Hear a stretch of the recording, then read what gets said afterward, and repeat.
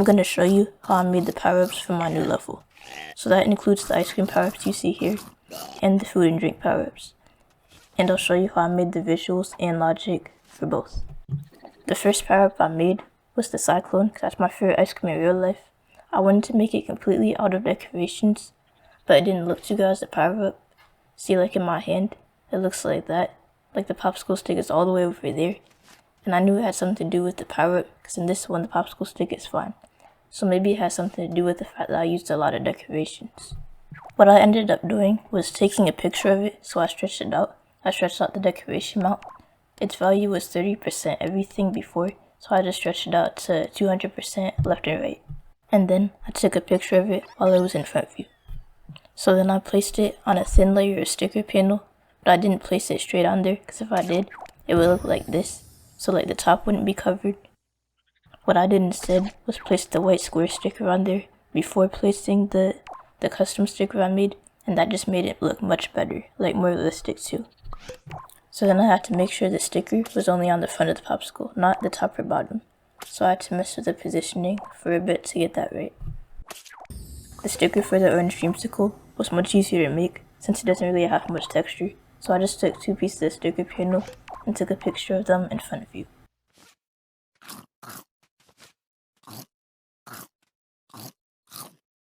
For the ice cream sandwich, all it is the icing material in between 2 crackers stickered brown. So then I used the UV tool on the cracker to make the texture look more noticeable when I made it into a sticker. When I was making the sticker, I had to make sure that the majority of it was brown and that there was only a thin piece of white in the middle, because if I didn't, I would have to use 2 stickers and that would just be a bit tricky to place. This is what it looks like when I use the sticker that's majority white. At first it looks fine, like you switch it to preview mode, and then you see that it's not completely covered. So that's why I use 1 sticker, because if I didn't, I would have to take 2 stickers like this, and that would just be a bit convenient trying to place it. Like, look how hard that is, and then it's gonna like not line up, and then I'm gonna have to place it again. So it's just easier to use 1 sticker. You see with this one, I could just place it once, and then it covers the entire thing. And then I set the sticker panel's brightness to 50% to get that dark color that chocolate has, and the other ice creams are also set to 50%, because 100% as a default color is way too bright. And then for the Sackboy ice cream, what I did is I took the Sackboy shape, and I made it out of sticker panel, and I just cut off everything except for the head, and I made it brown. And then for Sackboy's mouth, I just took the half circle shape, and I smeared it a bit, and then for the tongue, I took an oval, and I made it pink. The mouth and the eyes were black. For the custom sticker, what I did is I made a brown background. I just made the head bigger, and then I placed the sticker on a smaller version of the head that I just strung down earlier. After placing the Sackboy sticker exactly in the middle of the shape, what I did is I gave it a pink tint in the color tweak options, and I set the brightness to 40% to give it the right shade of brown. I placed my Sackboy sticker on the sorbet material from the Seaside pack to give it more of an ice cream texture. Then I took a picture of that, and I placed it on the Sackboy shape to finish making it into a power-up. What I did for all the ice creams that had popsicle sticks, I placed the popsicle stick decoration on a light, that way I could freely move it between the layers, and I could center it in the middle of the ice cream. And then I set it to be not visible in play mode, and everything except for the brightness to 0% so the player can't see the light. Don't forget to press the like button so this video can spread to more people that want to improve their create skills. All the logic for the ice cream is the same, so this is what the simplified version looks like. The way I set it up is when you take 8 bites of the ice cream, it gets eaten. The first sound object is the chomp sound effect, and I just changed the pitch to be a bit higher. The counter is set to 8 and it's connected to a destroyer, so the counter is the bites, and the destroyer is it getting eaten.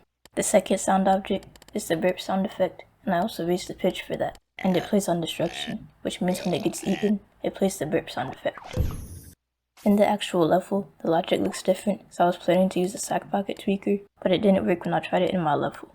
I switched to the power-up stand because I thought it didn't work, but it's actually a bug that I have to work out for multiplayer. I don't think I needed to add this, but I had a 0.1 timer connected to the destroyer, that way I could give the destroy sound time to play. because originally I had the counter hooked up to the destroy sound. The only advantage of this is that when you unequip the power-up, it doesn't make the burp sound. It only makes the burp sound when you actually eat it. I'm gonna update the level, so in the comments, let me know if you want me to add a new ice cream power-up. So for the food power-up, I don't have the burger in my pocket right now because my game is glitching. But imagine the sandwich is a burger.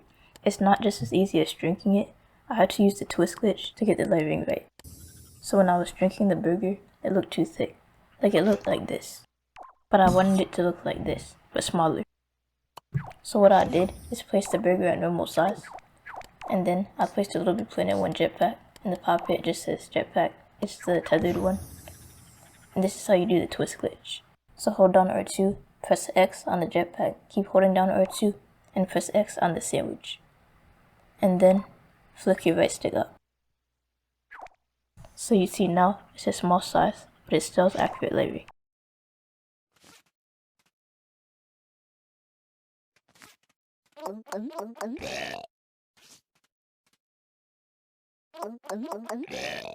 So then I did the same thing for the other food objects and the drinks.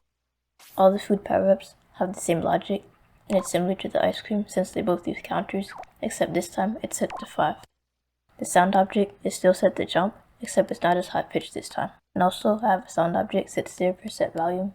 That way it overrides the destroyer's vaporized sound effect. I made the watermelon in a similar way that I made the ice cream. So I took a picture of the watermelon material, and I made sure it was a few layers thick, and I took a picture of it, this time not in front view, so I could get a picture of the green rind. All of these tips that I shared with you could be applied to anything, not just power-ups or food objects, anything.